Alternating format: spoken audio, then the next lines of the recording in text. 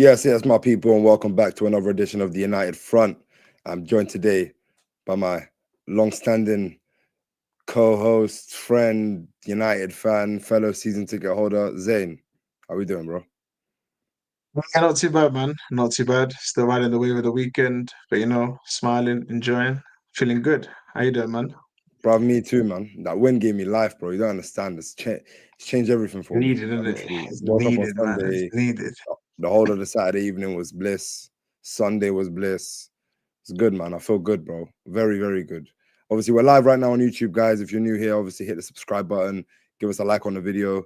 Even if you're watching, obviously tomorrow, the next day, or whatever, make sure you hit a like on the video. Make sure you hit a like on the video, and it's of course subscribe if you're new. Yeah, we got a lot to get through today. Obviously, the big win at home to Sunderland. I know it was at home to Sunderland, but it's still a massive win. We needed that going into the Huge. international break. Yeah, we want to talk about obviously the season so far, take stock, look at where we've come. Second international break now. We've had a nice little sample size of games. We'll talk about it. Obviously, a couple players been standing out. But yeah, man, there's a lot to obviously get through. In fact, I wanted to start at, just the simple stat that I think us, especially match going fans, feel. 3 home wins in a row. Zayn, you've been there to witness them all. How you feeling about that? Man, it feels amazing, man. Honestly, it feels really good. It's good to see. It's nice to know that, like, when I'm making my journey up to Old Trafford, it's not wasted, especially with the weather we've had recently. The last two home games have been, this week wasn't as bad, but you were with me for Chelsea. That was horrendous, man. It was absolutely chucking it down the whole day. But the fact that we came away with that 2-1 victory, man, it made every single bit worth it, man. Every single bit worth it. So Absolutely. solid, man. Absolutely, no, bro. Like honestly, 3 home wins in a row. It's actually the first time Man United have got 3 home wins in a row for 2 years, which is actually like it's mad. Like I said, us match going fans, especially, we've been starving. We've been starving. You know what I mean? So yeah, it's good that I know it's only Sunderland, Burnley, obviously played Chelsea in there as well, but it's good to finally eat, man. Finally get some points. And also, bro, like at the end of the day, as well. I know we're going to get a little bit more into it. We're going into this national break. We can now look at our record as, 7 games, 3 wins, 3 losses, 1 draw. If everyone we played was exactly the same in terms of quality, then that would be a 50-50, start to the season. But obviously, we played Chelsea, Arsenal, and Man City in that, first 7 as well. So I think obviously there was so much talk as well of last week, the week before that, of Amarin in, Amarin out. We did like 3 or 4 videos on this channel, let alone all the other United fan channels, obviously, that are out there doing videos. So like it's just so tiring. I don't know about you, but for me, man, I'm just tired. Like every single week, we're jumping from Amarim in, Amarim out. One week is he can't lose his job. Look, his record's not even that bad. The next week is he's got to go. Look how bad his record is. Then the next week after he gets the win is it's not even that bad. Then you know what I mean? It's just like it feels like there's two sides of the fan base, and each time, but one side that supports Amrim and kind of is looking at things from the start of the season. Then there's the other side of the fan base that are looking at things since he's come in, which is like the 30 games, 35 points or whatever the hell that record is. And then I feel like if we lose, this side celebrates. The side that has been saying Amarim out because 30 games is not done enough, and then we win. This side, the one that's Amarim in and looking at it from this season, not celebrate, but kind of like yeah, like look, we told you. And I think it's just week by week, it's just like tennis between the two sides. But yeah, what do you feel about that? Now, you know what? I think you hit the nail on the head with that, man. To be honest, like I feel like, especially at the home games, man, I feel like every time I come out, speaking to the other channels, speaking to the other people, and you're always getting both sides of the argument every single time. It's like, yeah, but when we win against a team that we probably should be, you know what I mean, whether it be Burnley or something, it's like, yeah, but come on, man, newly promoted team.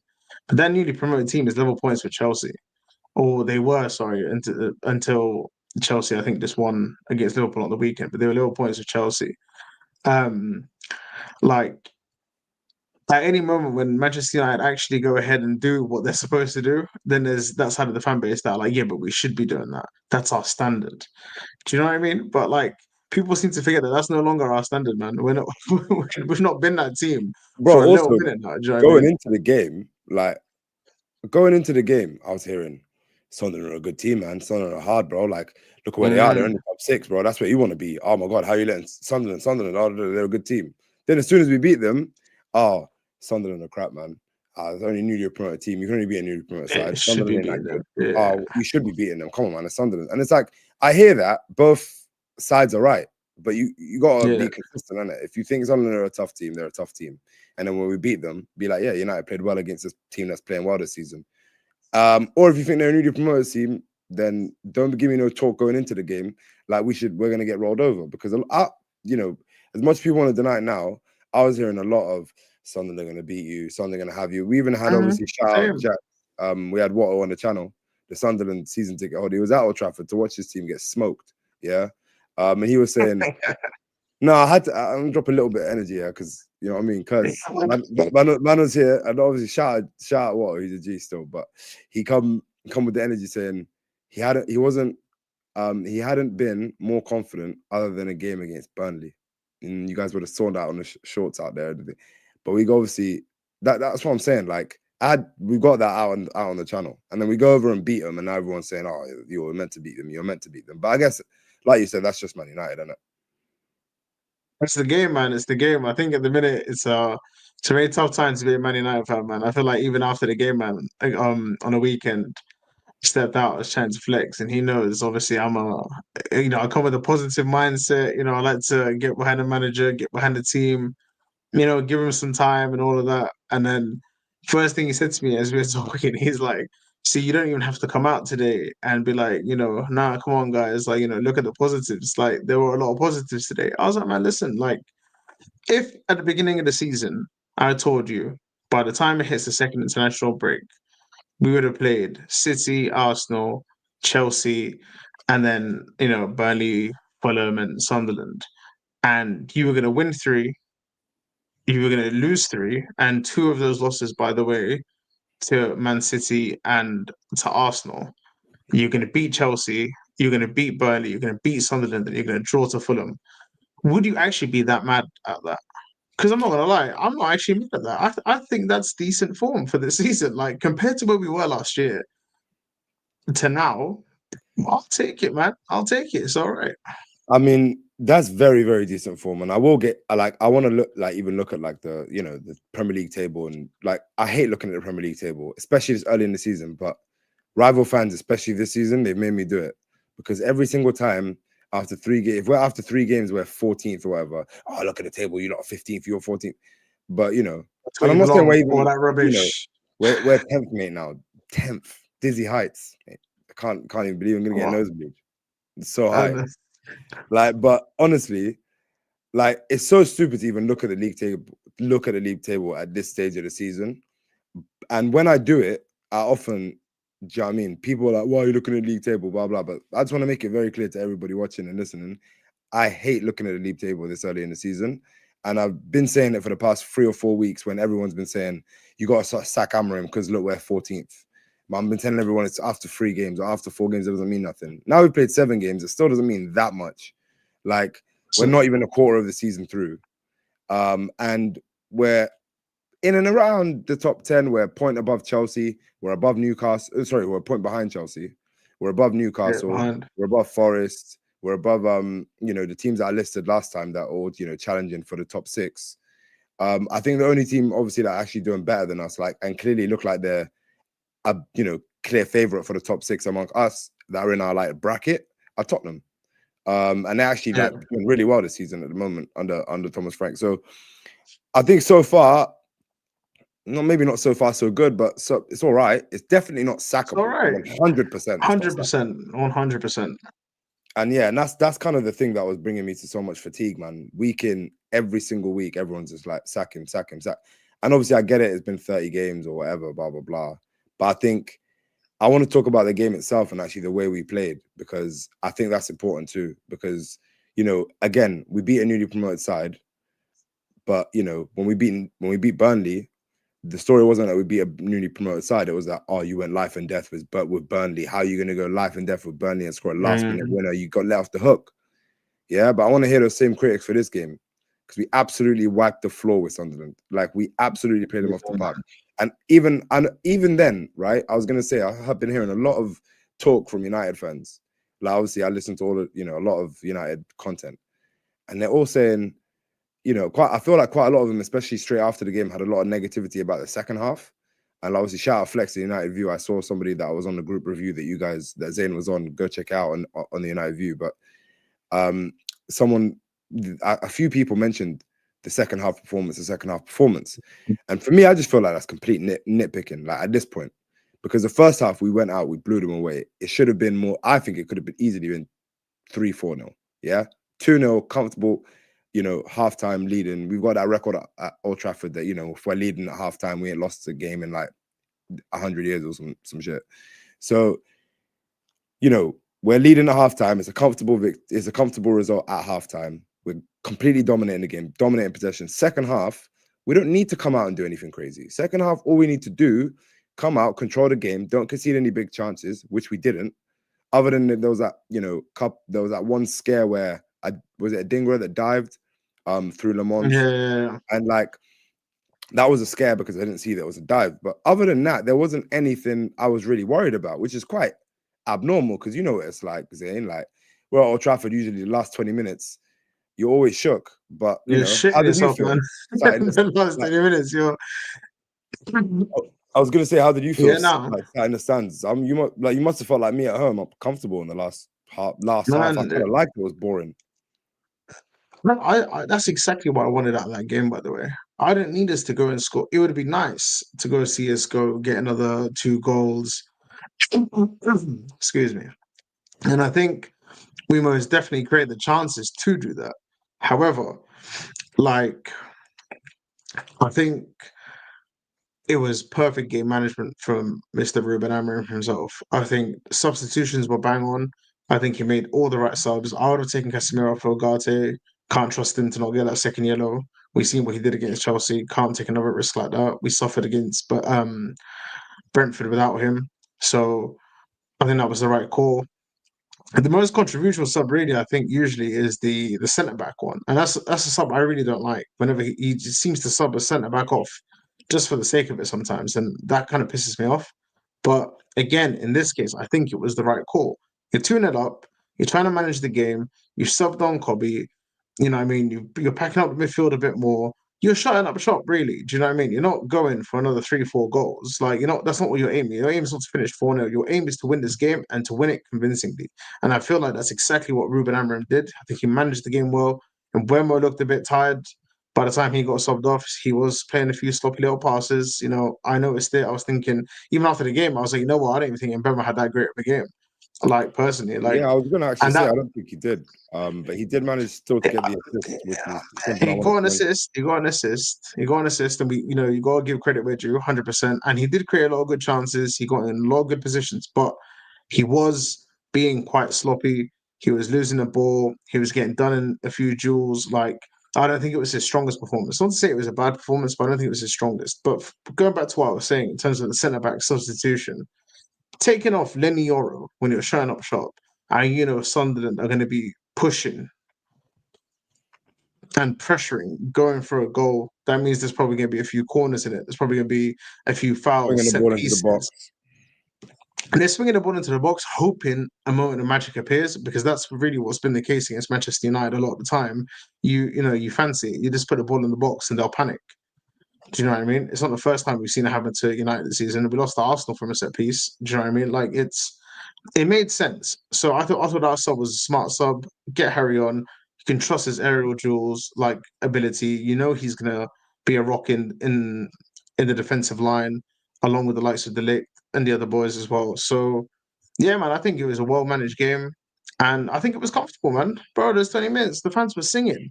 Usually, fans are shitting themselves. We were singing, man. Do you know what I Yeah, mean? We man. were And I was enjoying. gonna, you know what? Over the years, I felt the atmosphere at Old Trafford gets so flat, like especially in the past couple of Mm. years specifically.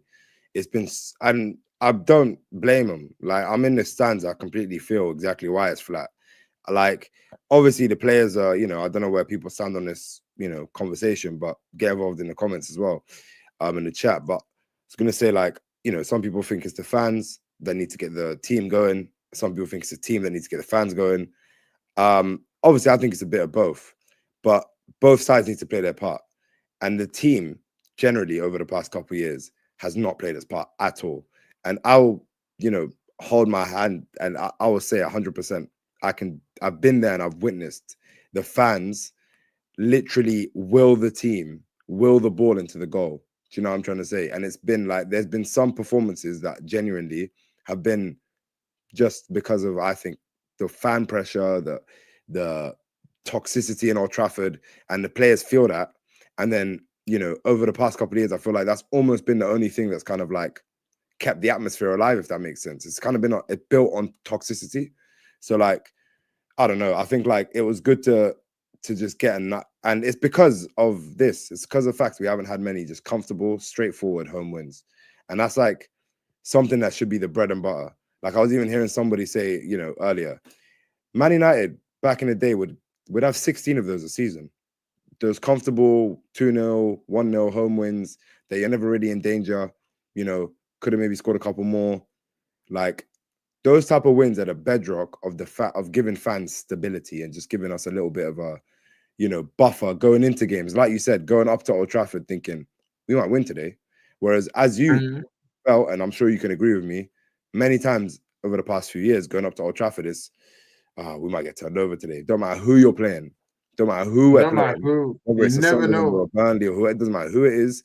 Well, we might get turned over today. And not just turned over, might add. A nice 3-0 spanking, like the last season of Bournemouth or Tottenham, or these games that we just Tottenham, I was there for absolutely Tottenham, man. worked at. Tottenham broke my heart, man. That game, I just sat there. I remember I sat down with my like Shaq, and we just sat there like down. And he just looking at me. He's like, "Yo, you man actually try, you know." I'm just like, and the thing is, I was so defeated in the moment. I swear to God, I'm just looking at him like, you know what? I actually hear that. We're just terrible. Like, I Mate, don't know why. there was this one game a couple of years back. Some people might remember it. It was we lost, I think, 2-0 at home to Man City at Old Trafford. And it was the worst like experience I've ever had at Old Trafford. Like I've been going for 10 years. That was over 12 years. That was the worst by far experience I've ever had at Old Trafford. They sucked the life pause out of the whole crowd. It was just complete like, bro, we're just watching them pass it and pass it and pass it and pass it, left, right. And our team looked dead. We look like kids. We look like an under 16s team playing against a men's established team. Boys Like, we versus men, couldn't, innit? Yeah. bro, that saying literally couldn't have resonated any stronger on that day. It was so poor.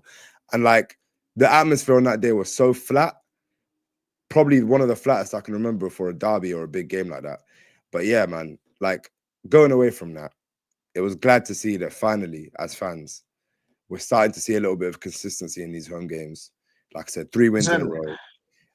And yeah, it doesn't matter who you play, whether it's Sunderland, Burnley, I don't care. We don't pick them. We got to play them all, right? Doesn't matter who it is, Yeah. get the wins in. Even more so, Get the wins in. get the wins in against teams like Sunderland and Burnley, because you never know what might happen with United. Any other week, especially the way we are, very inconsistent right now. We could lose, we could not pick up the points. So pick up as many points, and the clean sheet gave me life as well, which is something I wanted to move on to. Before you Senna go to Lammens. Go before on. you get into before you get to, do you remember the phone call? Speaking about, conversations we've had before going to a game. Do you remember when I was outside the ground, just about to go in, and I spoke to you on the phone while you're sorting out, the situation? And he realized me, what do you reckon of the game? I was like, you know what, bro, I actually fancy us to win today, I remember that. I was like, I haven't said anything to anybody yet because I can't be bothered to be called deluded. I can't be asking people to say you're in your toxic positivity, all this rubbish. But I was like, I'm not gonna lie, I actually fancy us today. I think we're gonna, honestly, I think we're gonna dopey them or something like that. I said, we got them. I know we're gonna get them. And bro, you were like, yeah, me too. I can't lie. We're thinking the same thing. I was like, let's go. And then when we won, I instantly thought of you. I was like, man, we called it, man. We called it from the beginning. I was like, that's it. Obviously, I didn't have enough time because you were just about to go into the ground, and I was sorting things out. But I didn't ask you why. Why did you feel confident?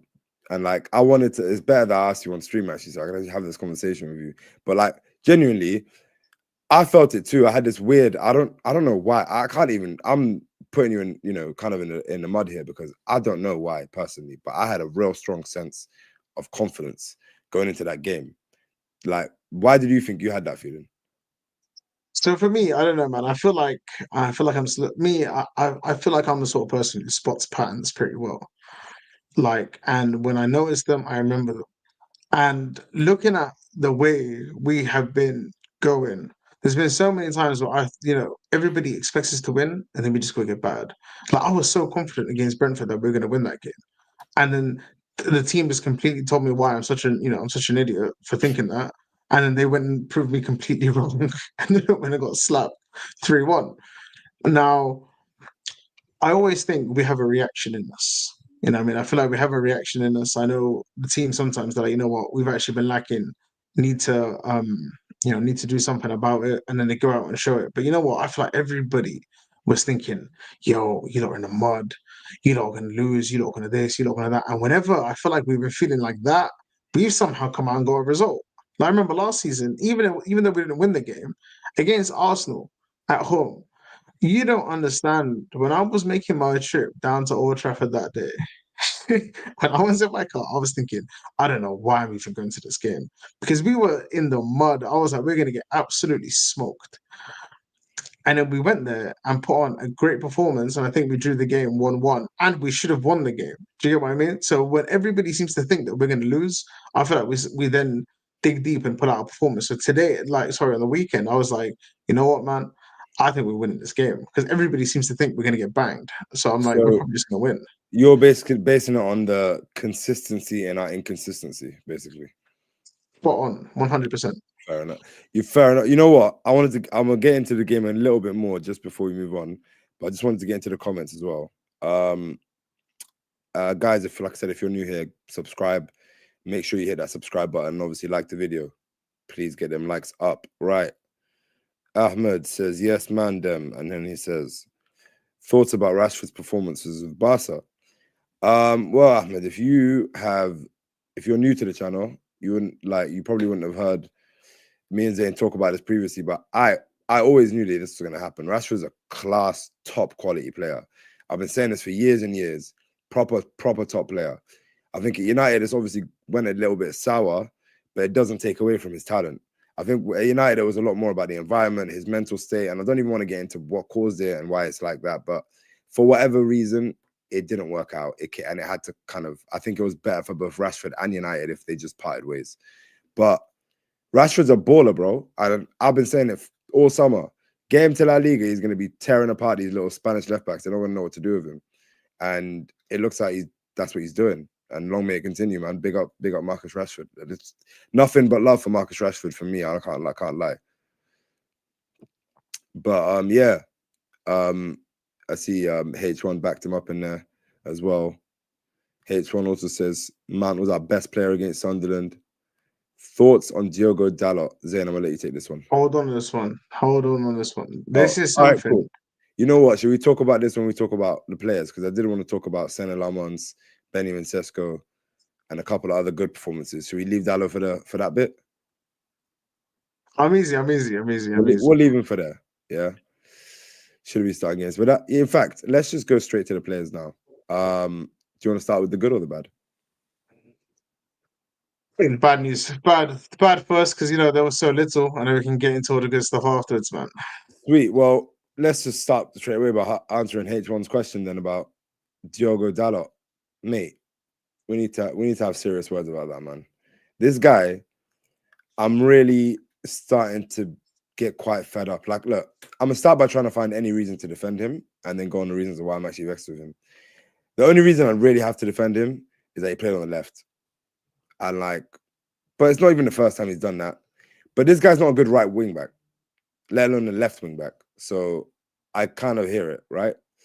Like, why would you play him in that position? But at the same time, that was one of those players that even if you put in a 4 out of 10 or a 3 out of 10, he will give you those things. The reason why managers, I think, pick him every game, because trust me, that's a question I've been asking myself a lot this weekend. The reason why I think managers pick him every single game is because he gives you a lot of these, tangible running stats, efforts. He'll put in a challenge. He'll switch off and make some stupid mistakes, but he'll try his best. And I know that sounds like silly, but that's not a given. And I think if you're a manager and you know that a player is going to absolutely put in a mad effort, that's almost enough to keep him to keep him starting. Especially United ain't got many options at the wing back position. But let me go into why I hate him, or why I don't like him very much at the moment. Especially why I hate him on I Saturday. hate, you know. Bro, I don't. It's not even that I hate. I really like him, to be fair, as a person. You hear good things about him on the training ground and his effort and blah blah blah. But bro, this guy, man, I feel like he just fails to do basic things, like just basic 5-yard passes, getting into position. Bro, the guy just passed it backwards to one of their players at one point in the game when we were in the attack in their half in rest defense. Man just passed it back to their player so he can start their counter attack. I'm like, bro, you playing for them, fam? Like, what are you doing, bro? Like, I don't know, man. Do you know the thing when it comes to Dallo? I made this point, and Ernest, went a bit against my point here when I mentioned this to him. But I said, like, Dallo's been consistently below average. We know exactly what we're going to get from Diego Dallo. We know exactly what we're going to get from him. And it doesn't make it okay, but based off the current options that we have, don't get me wrong, I would have started Dorgu personally in that game. But, like, we know what we get from Dallo. So I expect him to make a pass like you just mentioned there. I expect him to have that moment of stupidity because he's shown us countless times. I expect him to come, run down the wing, cross the ball, and it go behind the goal. Or it goes out for a throw on the other side. I expect all these things. It pisses me off. Don't get me wrong. So It I'll explain why. infuriates me.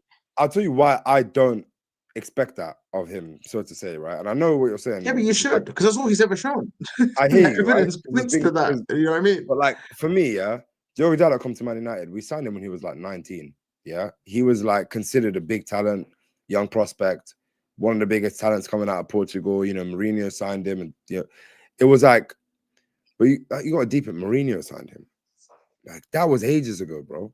Like this guy came in and like I feel like for the past at least 3 to 4 years, right? The guy just hasn't developed at all. He's exactly the same player he was 4 years ago, right? And you're right. Based on that, I should expect him to be how he is. But I actually thought, especially when I saw him about 3 or 4 years ago, I thought, you know what? This guy, he's raw. He's got a lot of problems about his game, but he's got a good attitude to the game. He's decent. He's good defensively. I saw some good attributes that could flourish into a really good like right back, wing back moving forward. And I thought, okay, the next 3-4 years, they're pivotal. Yeah. He's now 26 years old, and this guy's still making the same mistakes he was making when he was 22. That's unacceptable.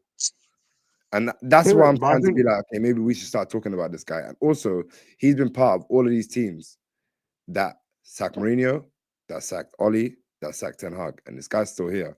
And I'm starting to think, yeah, that maybe it's our fault. Maybe we developed him at a time where we also traumatized him at the same time, and now he just can't get those images of trauma out of his head. And no matter what people try to do, he's like addicted to the failure because that's just all he knows. Do you know what I'm trying to say? But I don't know, man. No, I get what you're saying. I don't know, man. I think we're going into too much of a psychological basis there with the analysis with that one there. But I just think he's a bit needy, bro. Like, just to keep it in plain layman's terms. Like, I think he's bang average. You know what I mean? What we've seen is what we've got with him for the longest. I don't really. You know what though? Again, probably unpopular take from me. I can't lie. Yeah, don't get me wrong. He was crap, but at the same time, yeah, the lads behind us in the Yeah. stadium.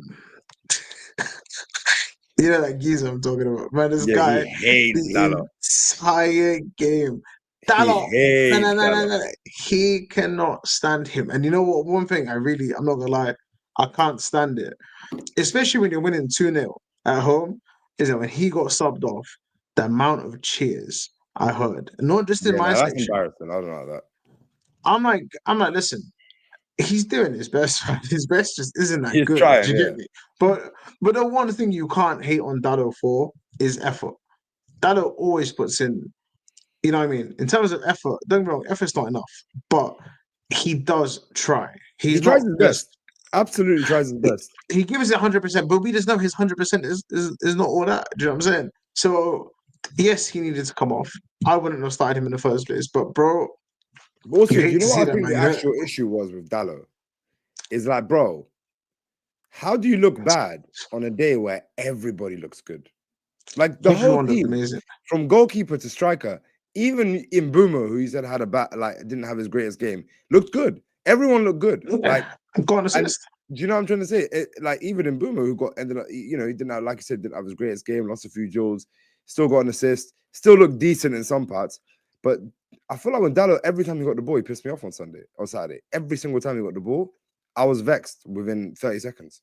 And you know, that's the thing that I'm really starting to get annoyed at. Like you said earlier, it's a consistency. I know now. Like, there was actually a point when he got the ball. It was a promising attack building. He gets the ball on the edge of the box, and as soon as he gets the ball, I knew nothing was gonna come for it. And I actually turned to my bro and I said, "Ah, why'd you give it to Dallo?" And then as soon as I said that, bang, he skies it over the bar. Bro, what's wrong with you, man? Like, what's actually like, He's bro? just dead, bro. Mental. He's No, dead I feel food, like with man. him it is mental though. Like I know you said that my last analysis was mental. I feel like he's mental. I don't know if you lot have seen that meme out there. That's like if you put Dallo's brain in a horse, it will bark, and that is literally the issue with him. He's just like erratic. It don't make sense. Yeah, he's all over the place. But yeah, anyway, we'll You move know, on from David let me Dallo get because I to don't it want to quickly. absolutely murder Before him. that, no, I hear that. Before we get into that, I just think this is really well said. Dallo is a player with a great attitude, great work ethic, but with little talent. It's sad but true. And you know what? I think that's actually just what it is. That's spot on. That is a spot on analysis of Diogo Dallo. I don't think we That's can kill me do though. it any better. And since you with that, Dallo was one of those meaty guys in undertones football that always gets most improved because he tried. But No, that's a violation. bro, That's actually I a was trying to hold violation. my laugh there while we were That's the talking. most improved, you know. That's peak. Oh Let's get man. into some of the players, though, man. Let's get into some of the players. There's one player I want to give a little special mention to before we get into the one I know you're going towards. Is probably Lammens. For me, I was actually very happy with Casemiro's performance. Casemiro in that game on the weekend, I feel like he played a very Modric-esque style of play, He's and the good on the reason ball, being man. not because, bro, he was like a conductor. Because I could see this, especially in that first half. First half, obviously, we were attacking the straight for them. So, I mean, I'm looking at it from the keeper's point of view. And, we get a little free kick in our half. Because I see Casemiro, Euro, get over there. Delict, get over there. Looking at Dallo, push wide. You know what I mean? Passes here, takes it back, passes to Ahmad, immediately runs into the space, gets it back, looks forward again, comes back. Man, this guy was literally, I'm watching him commanding, telling every single person where to be at all. He literally was like, and that's the kind of thing you get from like Modric. Somebody who's literally just conducting, comes, collects, pass into the next bit of space, collects the ball again, pass. And he was literally doing this so much during the game. And I felt like that was a game where at times, although we played well, we did have several moments in the game, like periods even, where we couldn't really string more than 1, 2 passes together. And we struggled to get a bit of a grasp of the game at times, especially in the early stages. But There was also a the little way moment. Casemiro Sorry, I didn't want to. Sorry, just before I forget, there was a little moment where I don't know if you saw, on, but Casemiro sprinted down. This is like towards I think the second half. Casemiro sprinted down the player. It was on the left wing, and he was one of the last defenders back. And it's the first time I think I've actually ever seen Casemiro actually sprint.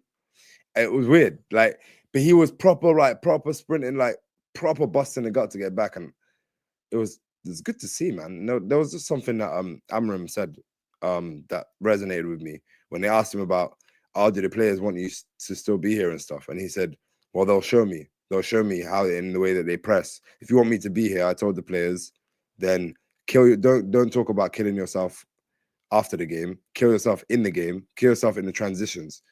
And I'm like, that resonated with me. And I saw Casemiro, he was doing that. And you saw his attitude at the end of Ten Hag's reign where my man didn't want to move. He was getting. Do you remember that yeah, goal at the Arsenal? At Arsenal, one of the last games of the season where he just kept everybody on side because he didn't go up with the line. One of the most simple yeah, goals.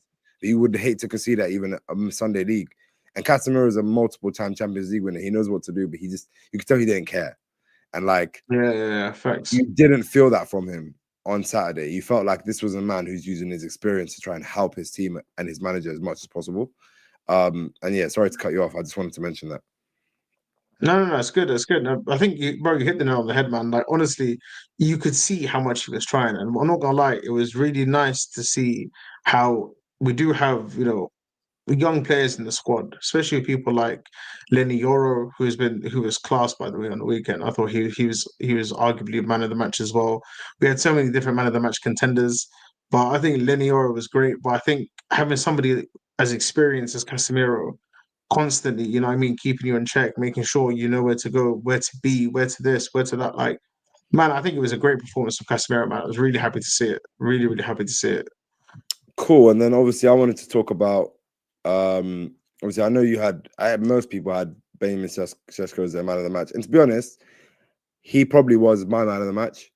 But I do want to give a special shout out to Sesko Lammens, and not even necessarily because he did anything special, because he didn't. I'll be honest. He did what a goalkeeper should do, but that's special to us. Yeah, that's special to Man United fans. My man came out and claimed, bro, he came 2 crosses. I had a semi. I'm not going to lie to you, bro. Because it was just, I haven't seen it in so long. Like, someone claiming a cross against a Premier League centre-back, moving him out of the way and grabbing the ball. I was like, I cannot believe what I'm seeing. Like, this is unbelievable. Like, there's things that I'm starting to see that I'm like, this is just insane. My man's making saves. Bro, can you believe the keeper was off his line, ready to come out and clear the ball when that ball got played over the top of our defense? Again, you might laugh at this because you see it's elementary stuff, but this is stuff that Man United fans have not had the pleasure of experiencing for years. And when I mean years, I mean years, because even David De Gea, the great David De Gea, who I love, by the way, in his last 2 years was pulling out clangers as well. So we had De Gea pulling out. We went and got Onana.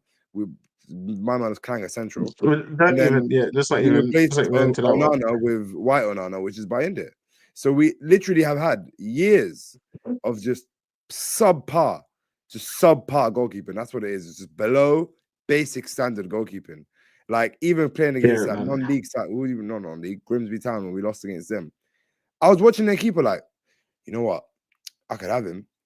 And I was like, wow, how low has the bar dropped? That I'm actually looking at a League 2 keeper. My man's probably got another job. And I'd be like, yeah, I'd have him at United, bro. This is like, so Sesko Lammens, thank you, bro. Man's actually just liberated, man, from like some struggle that I was in that I should have never been in with these keepers. So yeah, man, like, that was so good to see. How did it feel in the ground? Like, just having a keeper. I feel like the players, you know what, man? Everyone benefits from having safety at the back. Yeah, bro, I'm not gonna lie. Speaking of safety, man, not to sound like a teenage girl, but man, that man made me feel safe. You know what I mean? I felt at peace. I felt even. See, you know what I said when I looked up the lineups. You know what I mean? As I got into Manchester, lineups come out. I look at the lineup and I see the ones in goal. I was like, instantly, you don't understand. My heart just felt this like release of stress immediately, just because of the idea that we may have a goalkeeper who actually knows what the hell he's doing. You know what I'm saying? I hadn't even seen him play. All I've seen is his comps. But just at the thought that we're not going to have Bindier in goal, man, that made me so happy. And if you saw the way every single time this guy did anything, the whole crowd, bro, you think, bro, every time he caught the ball, it felt like we scored a goal. Every time he kicked the ball out, distributed straight onto Sesko's noggin, mate, and he handles it, again, everyone celebrated. You could hear that on was TV. behind it. Could you? Yeah, I can imagine, because people were gassed, man. People were super gassed. Mate, every time he like went up, especially, in the second half, towards the end, I think it was in like the 80-something minute, Sunderland whipped the ball into the box. Like you said, they were, trying to just, get the ball into the box. And Lammens just rises, beats their defender and clutches the ball. And the crowd went mad. I heard like the maddest eruption on the TV, and I was like, yeah, this is it, man. Like, this is really it. And like, it's crazy how deprived I am, because it's just basics. Like, it's just basics. But I was saying to you guys, I've been saying to you guys since the beginning of the season, almost every single match review that we've had, I've literally said the same thing about Altay Bayındır, which is, bro, this guy's making the same mistake of palming the ball into his 6-yard box. I sounded like a broken record at one point. I just kept repeating the same thing. And now I ain't got to worry about that no more, I guess. This guy just seems like a... Also, he was telling people what to do, shouting. Like, he seems confident. Aggression on his face at times, man. It was good to see, man. It's good to see. Like, the first, like, couple of seconds, maybe, my man looked a little bit like, oh, you know, the Old Trafford's getting to him a little bit. But understandable. My man's like 19, 20 or whatever, 21, however old he is. Playing Old Trafford for the first time. Whatever, 23 even. Still a young man. Coming from Royal very young as well. I think isn't this his second full season in professional football or something? Yeah. And he's at Old Trafford. Do you know what I mean? Like, so, you know, like I liked this part. I really appreciated the calmness and the safety that he brought. And I also like the fact that he looks kind of like autistic and that it doesn't look like he's going to be outside, you know, with Rashford and Sancho and these man. He looks like he just focused on football. He seems like my man has 1 or 2 things that he does in his life, full stop, including football. Do you know what I mean? Like, he doesn't do, like, he seems like a very normal, calm guy, which I think is just no nonsense kind of guy, man. Very nonchalant, just chilling, does his thing, and just does his job. Takes his job seriously, does his job. And you know what, man? Sorry, just one thing I really want to get onto before, like, I forget. His distribution took me by surprise because every single video, every single comp I watched on this guy before we signed him, or when we were linked with him back in the summer, all I saw was the shot stopping, the claiming crosses. And that was enough for me. I didn't even care about distribution. I was like, screw the distribution, man. Just kick the ball out and I don't care. You know, for the first like 15, 20 minutes, I think, until we even had like a goal kick, I didn't even know what foot he was because every single time he's getting a ball, he's putting it onto his left foot, boom. Puts it onto his right foot, bang. Bro, literally 5-star weak foot, bro. I swear to God, I was like, man, you know what? I didn't even know what foot he is, but I didn't care because it was landed. So that was nice to see that part of this game as well, and I think the crowd really liked that, really appreciated it as well. So it was really good to see him, man.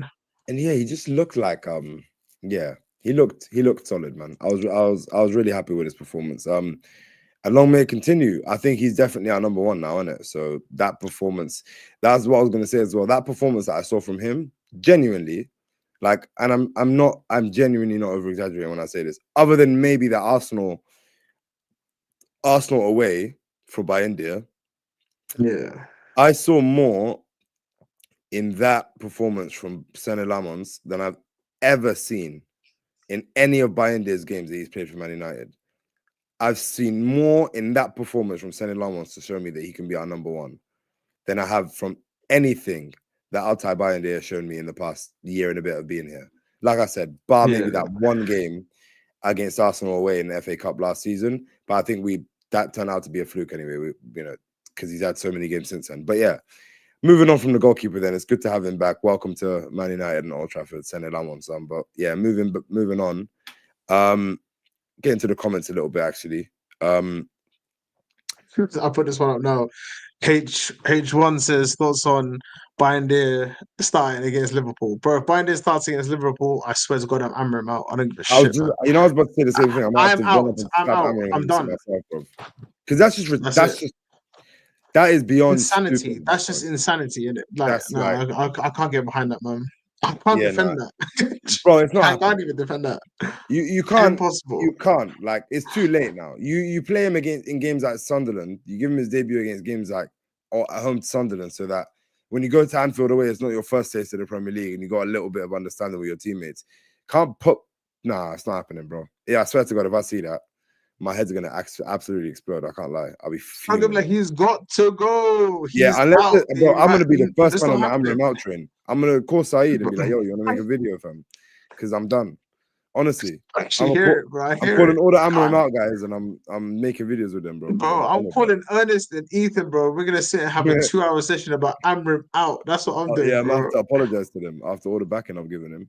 Yeah, H1 says, great comment here actually. Ahmad also looked good compared to his recent games, and I think that's so true. He had a really good game, I think, on Saturday. He was going past players, he was getting shots off. He looked like Ahmad from last season. which was good to see because I was really worried of, this first couple starts of the season. He didn't really look good at all. He also says, also seeing Mount drop when defending made a huge difference. Yes, that was something I really wanted to touch on. Thank you for reminding me, H1. Bro, Amrim changed. I don't know if anyone wants to hear it because everyone always asks, oh, well, why didn't it change? He needs to change the system. Well, he didn't change the formation, but he changed the system. And when they were defending in a 3-5-2.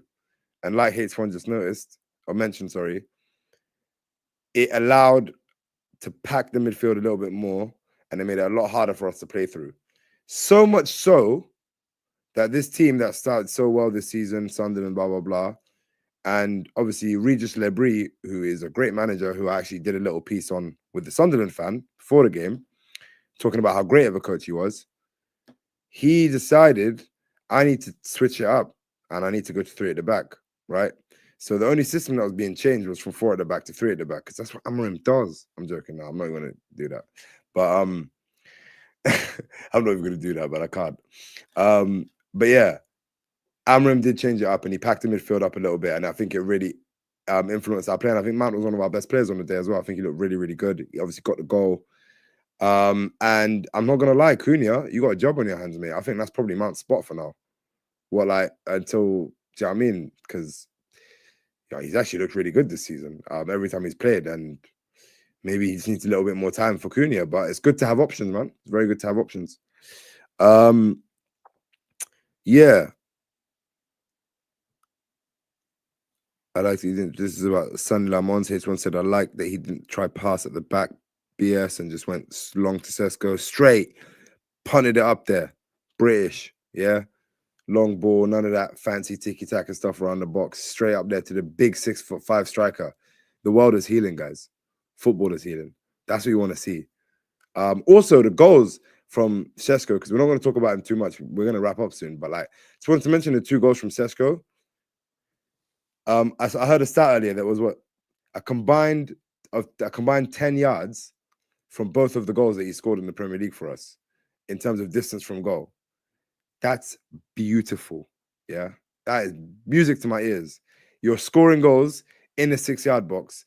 That's where I want my striker to be. That's where I want my striker to be scoring goals. I don't want to see 30-yarders. I want to see 5 yards out, couple of ricochets in the box, bouncing around, the ball drops to you, bang, finish. That's what I want to see. That's a striker. That's a proper striker. And of course, that header, when that Sesko header eventually comes, boys, I can't wait, man. I don't know what I'm going to do, but I'm telling you, we need that. Some old school, proper, good football. That's what I grew up on, man. That old That's school it. striker. British bully. Love David that. Bully, Says Mr. love Leo that. Brannigan. Cool. Shout out Tim Sherwood, man. Yeah, Anfield is going to be tough. It always is. We're obviously going to do a lot of previewing and talking. We got a whole 2 weeks before that. I feel probably the most confident I felt going away to Anfield in a very long time. I can't think of exactly how long in my head right now, but in a very long time. I think Liverpool are not playing very well. So we just started playing kind of decent. I think our system, the way we play, Liverpool don't like to play against our system. And our last game at Anfield, we should have won it last season. We definitely deserve to win that game. So I might be going a bit early here, but I got a good feeling about that game at Anfield. What about you? Do you think we'll do it? You know what, man?